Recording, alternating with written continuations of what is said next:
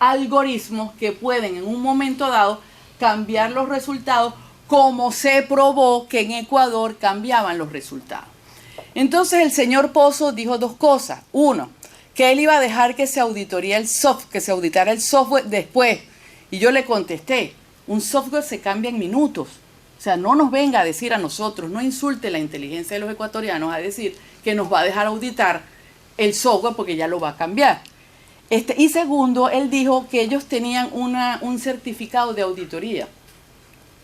Resulta ser que el certificado de auditoría que tiene el Consejo se llama ISO 17584, que es una auditoría al proceso general, pero no es al software.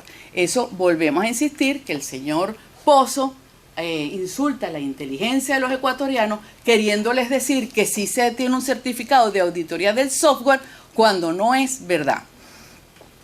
¿Qué sucede? Este software tiene, vamos a decir, tiene ciertas características y es que como es programado con algoritmos, él de repente puede sacar votos de un lado, sumar para el otro y va manejando las tendencias porque está programado para eso.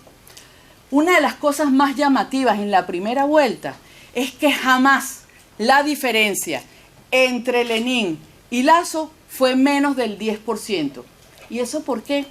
Porque la ley decía, o la ley dice, que si el porcentaje, si un candidato tiene el 40% y la diferencia con el que la sigue es del 10%, puede ganar en la primera vuelta. Esto era lo que quería Pozo, ganar en la primera vuelta, y por eso el software estaba preparado 40-10, 40-10, 40-10, y por eso jamás hubo ningún número diferente. Ese porcentaje se mantuvo. ¿Qué pasa en la primera vuelta? Parte del testimonio de 72 horas en Ecuador.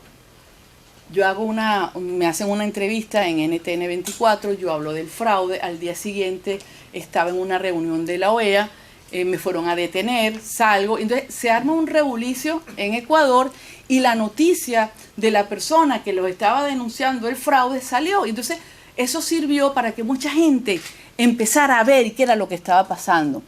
Milagro, cuando el 19 de febrero pasa lo que pasa, la gente en Ecuador, el pueblo es inteligente, el pueblo no es bruto, ya sabía que algo había pasado y se va a la sede del Consejo Nacional Electoral.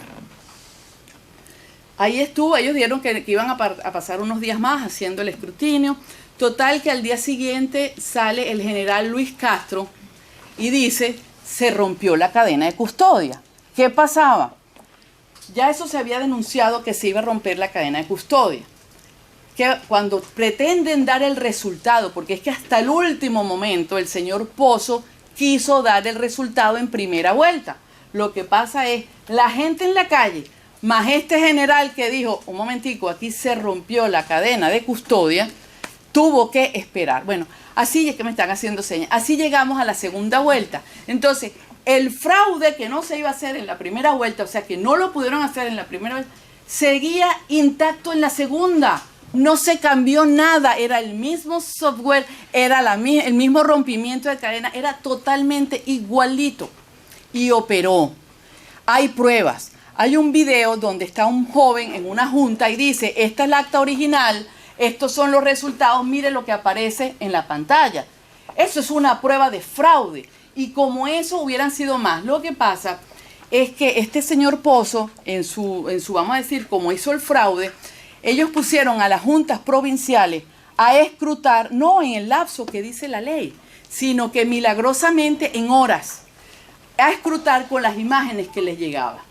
Hay un milagro, en Pichincha, entre la 1 de la madrugada y las 4 de la mañana, en 4 horas, la Junta Provincial de Pichincha revisó 7.000 actas. Superman, 7.000 actas.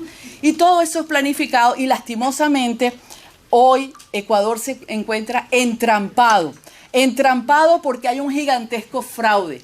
Entrampado porque las pruebas las hay. Pero ¿quién va a decir que fue fraude? ¿El señor Pozo, que lo creó? ¿El familiar de Pozo que está en el contencioso? No, ninguno de ellos. Pero antes, yo sé que estoy sobre tiempo, pero yo quiero darles, una última, digamos, reflexión sobre esto que está pasando en Ecuador.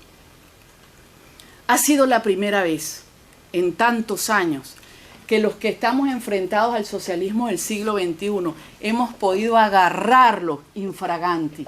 Hemos podido detectar el fraude, hemos podido denunciarlo, lo tenemos ahí vivo, los tenemos, como uno dice, agarrado por el gañote. Y no queremos que por componendas y no queremos por cosas ocultas eso pase por debajo de la mesa. Y voy a decir esto porque ayer yo tuve la oportunidad de entregarle una carta al secretario Luis Almagro diciéndole que por favor estaba peleándose en Ecuador las elecciones, que no siguiera, avalando a Lenin, que por favor parara. Y él públicamente me dijo, Lenin ganó. Y yo me quedé así como, Lenin ganó, un momentico.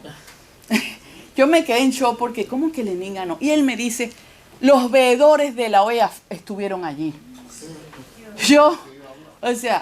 ¿Los veedores de la OEA o los turistas de la OEA?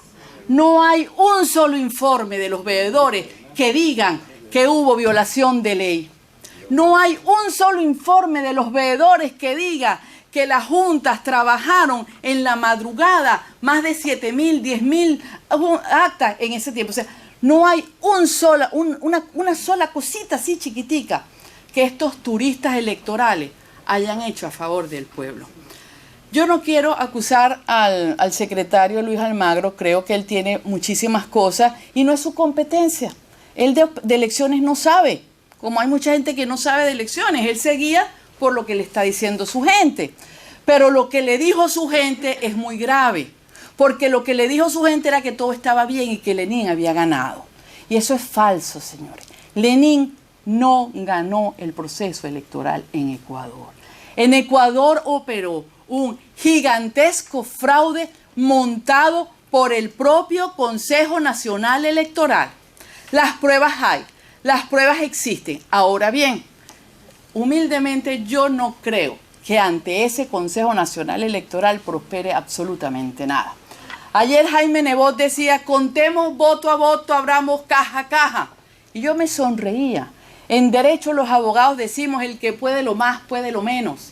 Si violé la ley, si utilizó un software que no se auditó, si he hecho de todo, es que no puedo, si tengo las boletas y tengo las firmas y tengo las actas, inventarla. Alguien me decía, no doctora, porque va a ser aleatorio. Señores, yo conozco que son aleatorios. Tú haces un programa y le dices cuáles son las que van a abrir y el mismo programa te corre y dice, ay, esas son las juntas.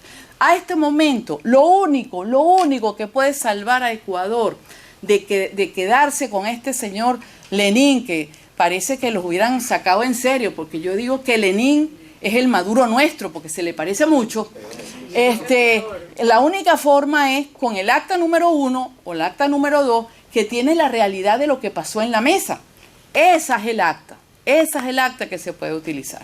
De resto, señores, como decía al principio, 72 horas en Ecuador, un milagro de Dios, es una historia dentro de la historia.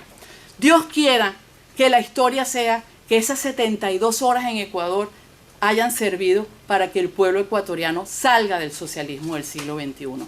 Pero si desgraciadamente no es así, también pasará la historia que tuvieron una hermosa oportunidad de ser libres del socialismo del siglo XXI y no la aprovecharon. Gracias por escucharme.